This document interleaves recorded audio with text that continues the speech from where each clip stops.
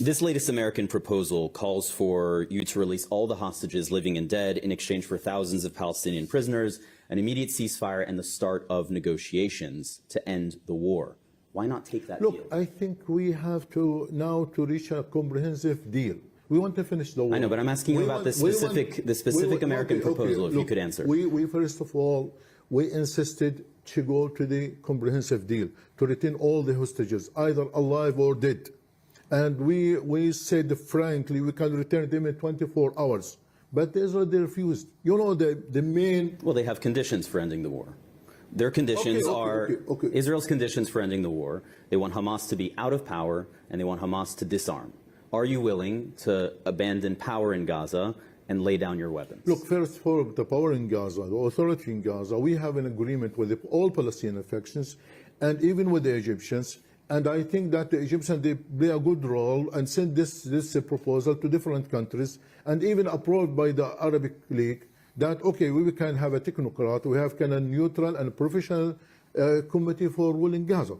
Okay, we finish it. Regarding the disarm of Hamas, I think this is, we have to understand very well that the arm of Hamas is a legitimate and legal weapons which used all the time against the occupation. It is not a terrorist weapon. But are you willing to disarm if it is in the context of a process towards building a Palestinian state? If there is a Palestinian state, we'll be part. We will be engaged.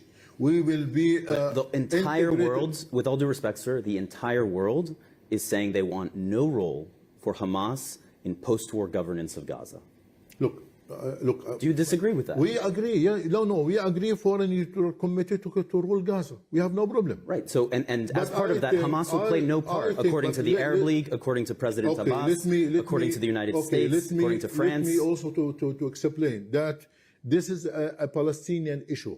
That some external powers, they want to impose something against our interest. Hamas is part of the Palestinian fabric. You could not exclude Hamas. But as I said again and again, regarding the ruling of Gaza, we are ready to be out of the ruling of Gaza. We have no problem with this. Hamas recently announced that Israeli hostages have been spread out throughout Gaza City ahead of and amid now this planned Israeli invasion of Gaza City. Is your intention to use those Israeli hostages as human shields? No, we never use these people as shields. No, we never use them.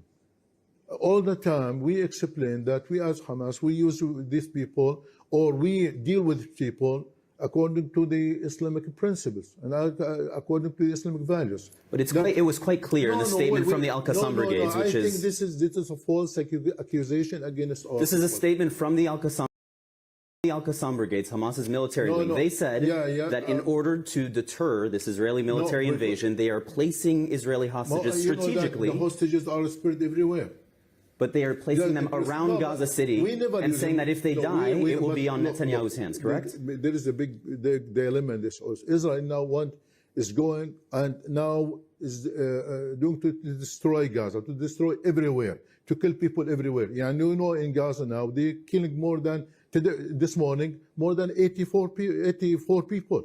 Yesterday, about 109 people were killed. In the last month, more than 3,000 I understand. And when I speak with, and when I, sir, when how can you, with all due respect, how can you stop this? With all due respect, when I speak with Israeli officials, I press them on all of these questions. I'm speaking with you right now, and I'm asking about Hamas's role. And Hamas just announced that it is holding these Israeli hostages in strategic locations around Gaza City, moving them above ground, while Israel is carrying out an invasion. Is the intention, hang on, is the intention to use these hostages as a human shield? Israel should stop targeting the civilian, should stop targeting or to collapse the towers, or to destroy the towers everywhere. Now you know they sent some technology to destroy all homes in Gaza, all towers in Gaza. What do you want to do after that? What Israel is doing now, as I said, they want to demolish the whole Gaza, to destroy every hospital, mosques, schools, even churches, everywhere. How can you stop this madness in Gaza? How can you stop these atrocities in Gaza?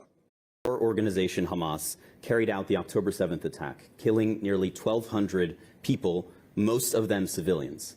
It unleashed the deadliest Israeli military response that Gaza has ever seen. More than 65,000 people have been killed in Gaza, tens of thousands more injured. Gaza has been decimated. Do you accept any responsibility for triggering so much death and destruction? Look, to me, this is a big story. Now, the history did not begin on October 7. We spent 78 years under the occupation, under the humiliation, under oppression, under repression, under killing, under displacement. Now, why a war just focus on October 7? What before October 7 is a result for the October 7. I understand what you are saying, that there is history that happened before October 7th.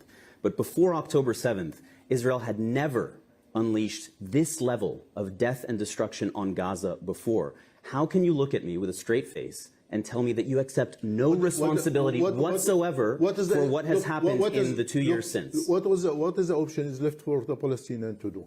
Yeah, and we waited for. I'm not asking you that. I'm asking you, sir, with all due respect, I'm asking you whether you accept any responsibility for the death and destruction that has folled since October 7th in Gaza. This is the first time that Palestinians have shown sacrifice in this Israeli-Palestinian conflict. Since 1948 till now, 100,000 people were killed, 100,000 Palestinians were arrested. But what gives you the right to decide that Palestinian women and children should be sacrificed on the altar of your resistance? No, all the time we are sacrificing, we are fighting, not Hamas, Fatah and People Front, Democratic Front. But I am asking you about the civilian deaths in Gaza and what gives you the right to decide it's a price worth paying. That child can die. It's okay. Because it's in order to fulfill our resistance. As Hamas, we are fighting for the interests of the people. We don't want our people to be killed. We don't want our people to suffer more and more. I think now, look, you know what is the benefit of October 7 now? Now, when the award now, if you look to the General Assembly yesterday, when about 194 people opened their eyes and looked to the atrocity, to brutality of Israel, and all of them, they condemned Israel. We waited for this moment for 77 years in order to open their eyes, to say that there is occupation, there is suffering of the Palestinian people, and we should end this occupation. I think this is a golden moment for the world to change the history. I think that now the world is a change. The history is a change now. Sir, you were just saying that as a result of October 7th, you are seeing millions of people marching in the streets. You are seeing countries recognize Palestine as a state. You are seeing legitimacy for your people. And I am asking you whether the price that Palestinian people have paid so far was worth it. I know the price. But I'm asking you to respond to what these people are saying. Look, these people who want Hamas to surrender, lay down its weapons, and leave the Gaza Strip. What do you say to them? No one asked Hamas to surrender. We will never surrender. We will never surrender. Some of these people are asking Hamas to lay down their weapons and leave Gaza. These people under abnormal circumstances, we put him under target and killing and massacre. What do you expect for people to say? But many people would say, if you look at history, if you look at wars that have been fought, where overwhelming military force has been brought to bear, where tens of thousands of civilians have been killed, that you, as the adversary of Israel in this case, that you have a responsibility to do your part to end the suffering. And that would be to lay down your weapons. We are working to end the suffering of people.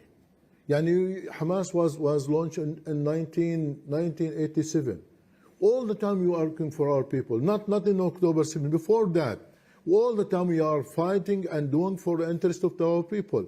Now, the reaction of the occupation in brutality, in killing and massacre, you put this responsibility in the shoulder of Hamas? I'm not putting all the responsibility on the shoulders of Hamas. I'm asking you whether you have any responsibility in this regard. We are responsible to save our people, to protect our people, to do anything.